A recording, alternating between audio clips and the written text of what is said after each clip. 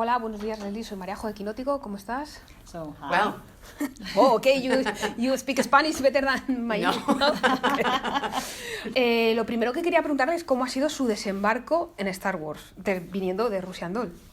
overwhelming, exciting, in some ways similar. I come from theater, so character is character is character. You're always endeavoring to make the most compelling plot. I like that circular storytelling where more and more is uncovered. But then, of course, it's Star Wars. I mean, it's a huge budget. It's a huge crew. It's a huge prep time. It takes a really long time to make one of these. So I'd say artistically very fulfilling and similar to Russian Doll. And then, physically, and then the pressure that I put on myself, much, much bigger. Me gustaría también saber, previamente a ver la serie, hemos escuchado mucho que es una serie diferente dentro del mundo de Star Wars. Yo que he visto los 4 primeros capítulos sé a qué se refiere, pero me gustaría que me explicase ella a qué se refieren cuando dicen que es un poco diferente, más en la línea de Andor. Oh, sure. Yes. I think that, you don't need to know about other Star Wars media to enjoy the show.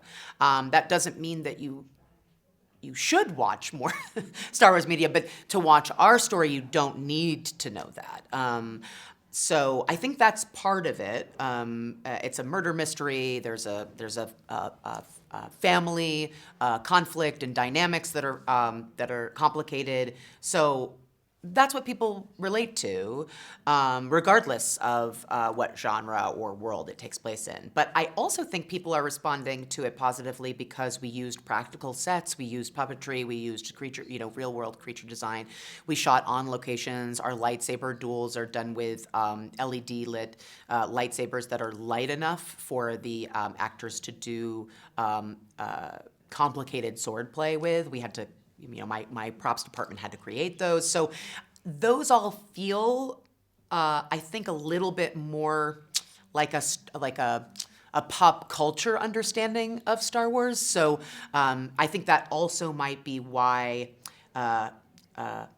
non-Star Wars fans are enjoying the show. That was confusing. Leía, creo que era ayer o antes de ayer, unos comentarios de Kathleen Kennedy acerca de las críticas de la serie y de lo tóxico que a veces puede ser el fandom. Me gustaría que si ella tiene algún comentario sobre eso, si le han llegado esas críticas y cómo le afectan, si es que le afectan. No, I definitely heard about what Kathleen said. I felt incredibly supported by her, but I'm not surprised because she's been so supportive of me throughout this process. I have to say, I've never been in a position where a studio or producer had as much faith in me as she has had. It's been incredibly freeing. It's one of the reasons this was such an incredible project to work on, in addition to being a dream project.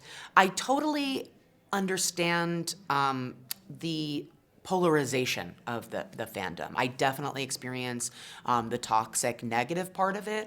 I also understand why people would be wildly supportive of new Star Wars media. What I think is interesting is that they're so polarized. People really feel so strongly about Star Wars one way or another. And, I would be lying if I didn't say that negative feedback or abusive vocabulary isn't, of course it would affect anybody. But I think Kathleen and I have approached it the same way, which is it can't, it's not going to stop us from doing our job. Yeah. So, Great. The best answer. ¿Cuál es su primer recuerdo de Star Wars? Oh, I watched there was an advertisement in the the TV guide or the newspaper for the television premiere of The Return of the Jedi, and I remember asking my dad, there were Ewoks and stuff. So I said, Dad, what is this about? And he said, it's about a Jedi Knight. And I thought he meant nighttime. So I was like, a Jedi Knight? That sounds like a really interesting night, I would love to check that out. And then, of course, absolutely loved it and needed to watch all of them immediately. Y para acabar quería preguntarle cómo se entra en un universo tan característico y con unas reglas tan establecidas por George Lucas y se le da un toque distinto y personal. Well, I felt a lot of freedom because of where in the timeline it takes place. I mean, I've said this before, but because we're before the prequels, we're not stepping on anything that George, hopefully not stepping on anything that George created. You know, I was so much more interested in an original story in Star Wars as opposed to trying to affect or live up to or